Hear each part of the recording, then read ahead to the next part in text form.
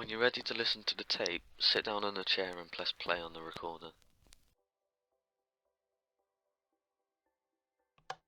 I'll turn the lights out so you can see the screen better.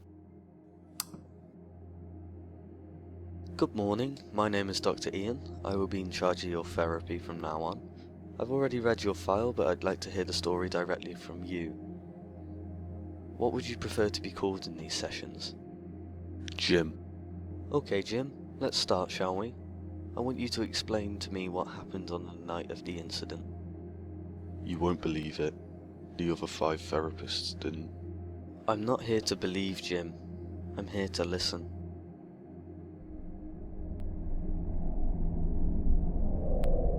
It originated from when I was 9 years old. That was over 20 years ago, but I still remember that night like it was yesterday. It was 2:15 in the morning.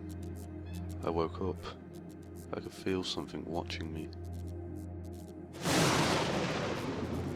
Lightning struck near my windows. A silhouette of a man was projected across the room. That was when I got out of bed and went to my parents' room, which was across the hall.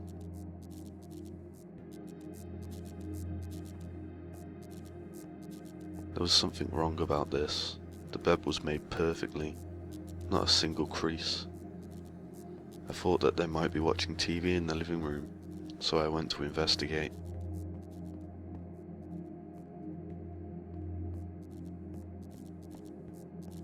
All of the lights in the house were off except mine. I wasn't tall enough to reach the light switches yet.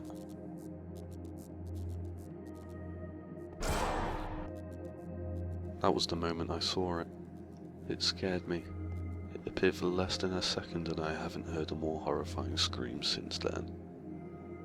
There were no words in my mind that could even describe what I heard. I continued to the living room on the right to search for my parents. The living room was dark, but I could tell my parents weren't there, so I continued to check the rest of the house for them.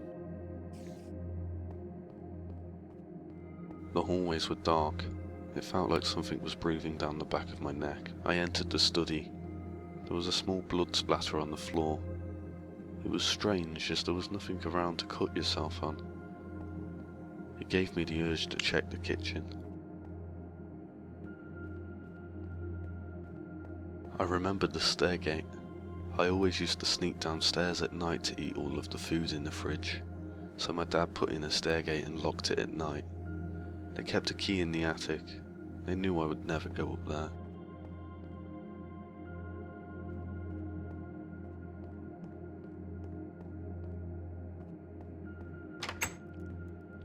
I never liked the attic. It was dark. The light had been broken for years. Even my dad didn't want to go near spiders that big. I knew they hid the key in one of the chests somewhere.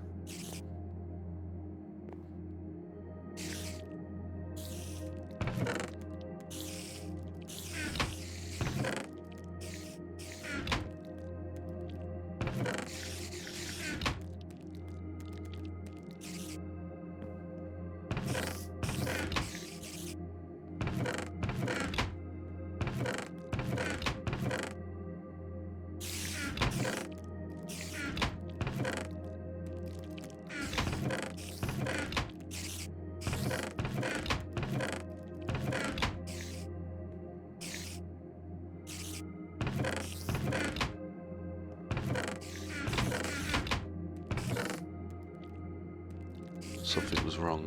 The spiders shouldn't have been moving around that much. I remember hearing a door slam. My parents weren't upstairs, and I didn't hear the stairgate open.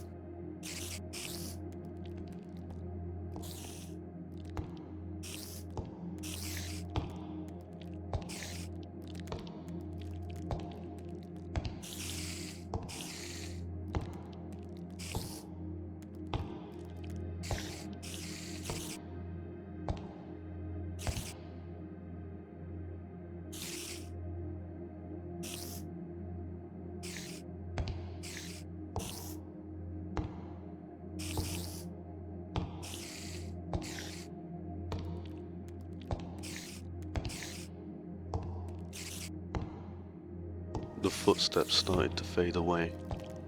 I didn't know whether or not it left, but I started to walk towards the exit anyway.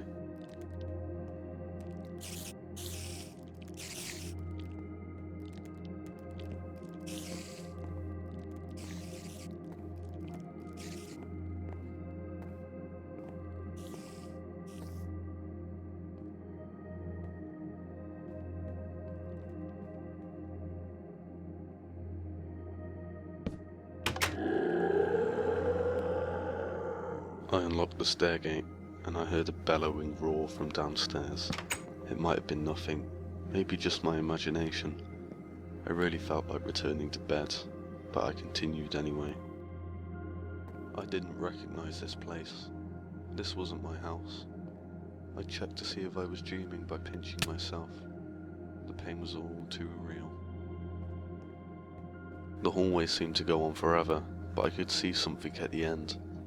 I continued onwards.